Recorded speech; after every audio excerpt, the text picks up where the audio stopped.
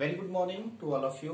Myself Manoj Kumar Sharma, +1 commerce section के accountancy subject की इस ऑनलाइन क्लास में आपका स्वागत है। पिछले वीडियो में हमने डिस्कस किया था what is accounting, bookkeeping and the difference between bookkeeping and accounting. Today we will discuss what are the objectives of accounting and is accounting art or a science। तो आज के इस वीडियो के हमारे लर्निंग ऑब्जेक्टिव जो हैं, इस video के बाद आप ये जान पाएंगे कि लेखांकन के उद्देश्य कौन से हैं और क्या लेखांकन एक विज्ञान है या लेखांकन एक कला है या लेखांकन कला एवं विज्ञान दोनों है। तो let's we start. Firstly we will take the learning objectives. तो फर्स्ट लर्निंग ऑब्जेक्टिव्स है हमारे पास ऑब्जेक्टिव्स ऑफ द अकाउंटिंग, लेखांकन के उद्देश्य क्या हैं। And the second is accounting as a science और आर्ट। इस वीडियो के बाद आप ये जान पाएंगे कि लेखांकन के उद्देश्य क्या क्या हैं। तो okay, let we start. The first objective of the accounting is to keep record systematically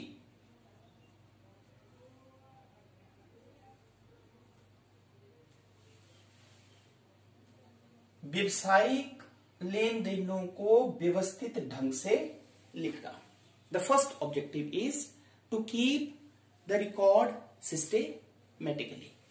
लेखांकन के अंतर्गत किसी भी व्यवसाय के वित्तीय प्रकृति के जो लेन देन होते हैं उन्हें प्रारंभिक लेखे की पुस्तक, जिसे हम रोजनामचा कहते हैं, जैसे मैंने आपको पहले भी बताया, जर्नल जिसे हम कहते हैं, रोजनामचा या सब्सिडरी बुक्स जिन्हें हम सहायक बहियां भी कहते हैं, उनमें व्यवस्थित ढंग से लिखा जाता है। इन सब्सिडरी बुक्स में हमने आपको बताया था कि जैसे कैश बुक हुई, परचेज बुक हुई, देन सेल बुक हुई, ठीक है। इस तरह से सब्सिडरी बुक्स में सहायक बहियों में वित्तीय प्रकृति के लेन देनों को व्यवस्थित ढंग से लिखा जाता है। व्यवसाय के लेन देनों को प्रारंभिक लेखे की पुस्तक, रोजनामचा या सहायक बहियों में लिखने के पश्चात उसका वर्गीकरण किया जाता है। वर्गीकरण, जिस वर्गीकरण से अभिप्राय एक ही प्रकृति के लेन देनों को एक ही जगह रिकॉर्ड करने से होता है, और जिस पुस्तक में हम वर्गीकरण करते हैं, एक ही प्रकृति के लेन देनों को हम लिखते हैं, उसे हम क्या कहते हैं? लेजर। क्या कहते हैं? लेजर, खाता बही। क्या कहते हैं उसे हम? खाता बही। तो लेखांकन के अंतर्गत व्यवसाय के वित्तीय प्रकृति के जो लेन देन होते हैं उन्हें व्यवस्थित ढंग से यहां अभिप्राय है नियमों के आधार पर जो है वो रोजनामचा में या सहायक बहियों में लिखा जाता है, और उसके बाद खाता बही में उसका वर्गीकरण किया जाता है। तो this is the first objective of the accounting. The second is to calculate profit and loss. To calculate profit and loss, लाभ हानि ज्ञात करना। लाभ हानि ज्ञात करना। खाता बही में एक ही प्रकृति के लेन देनों को एक ही जगह लिखने के पश्चात लेखांकन में अंतिम खाते बनाए जाते हैं। अंतिम खातों में व्यापारिक खाता, सबसे पहले ट्रेडिंग अकाउंट जिसको हम व्यापारी खाता कहते हैं, दूसरे नंबर पर प्रॉफिट एंड लॉस अकाउंट बनाया जाता है। व्यापारिक खाते की सहायता से सकल लाभ और लाभ हानि खाते से जो है वो शुद्ध लाभ या हानि का पता चलता है। अंतिम खातों में trading account, profit and loss account बनाया जाता है, जिनकी सहायता से एक व्यवसाय में एक निश्चित अवधि में जो है वो कितनी परचेज हुई, कितनी टोटल सेल हुई, कितने जो है वो खर्चे हुए वस्तु को बनाने के लिए, ये सारी इंफॉर्मेशन जो है वो ट्रेडिंग अकाउंट और प्रॉफिट एंड लॉस अकाउंट बनाने से पता चल जाती है। Then the third objective is to ascertain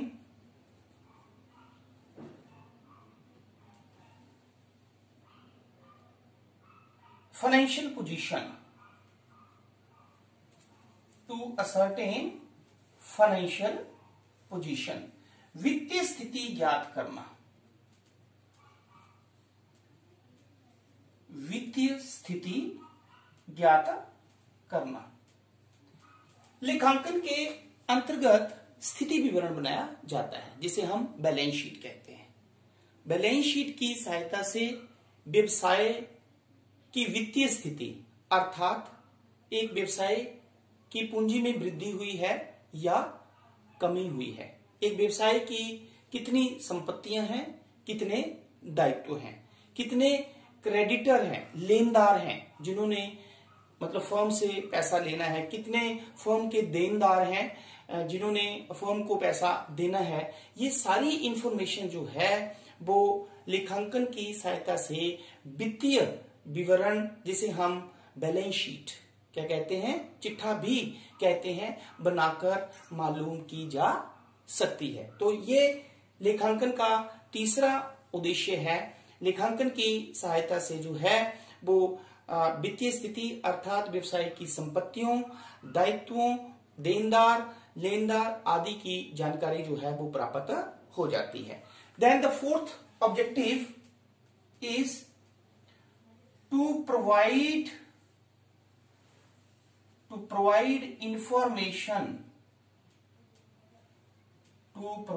information to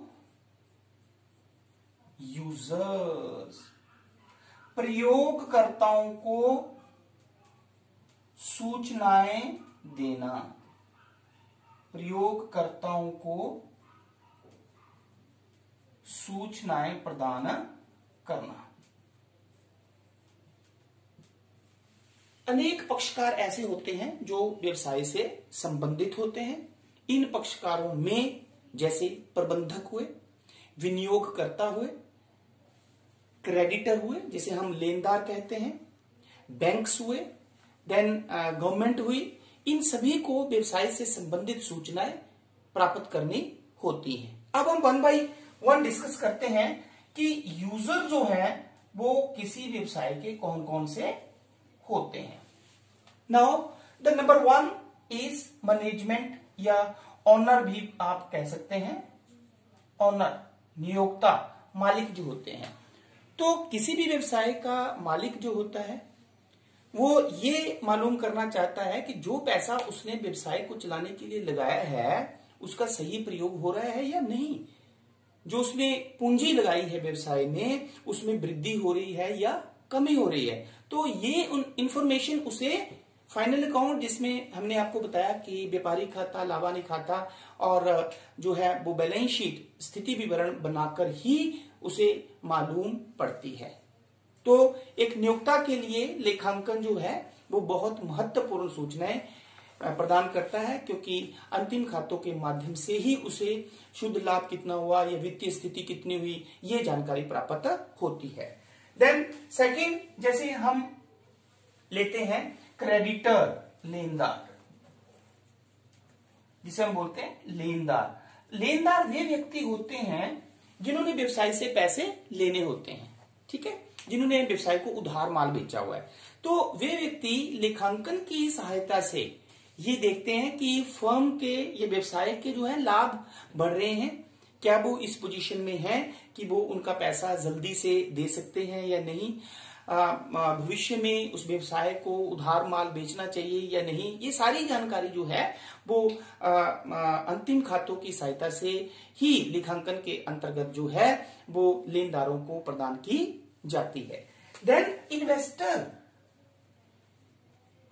investor जिसे हम बोलते हैं विनियोजक, कोई भी व्यक्ति जो किसी भी व्यवसाय में इन्वेस्ट करता है पैसा, वो ये देखना चाहता है कि व्यवसाय के जो है वो लाभ कितने हैं, व्यवसाय की स्थायी संपत्तियां कितनी हैं, ताकि जो वो पैसा इन्वेस्ट कर रहा है वो व्यवसाय में सुरक्षित है, या जो पहले उसने पैसा इन्वेस्ट किया है क्या उसे उचित दर से उस पर लाभ की दर प्राप्त हो रही है या नहीं। तो ये सारी इंफॉर्मेशन जो है वो लेखांकन की सहायता से ही विनियोगकर्ता को प्राप्त होती है, क्योंकि लेखांकन में सभी व्यवसाय से संबंधित सूचनाओं को जो है वो व्यवस्थित ढंग से लिखा जाता है, वर्गीकरण किया जाता है और फिर उसका संक्षिप्तीकरण किया जाता है, और अंत में जो परिणाम होते हैं उनका विश्लेषण और व्याख्या की जाती है। Then next is banks.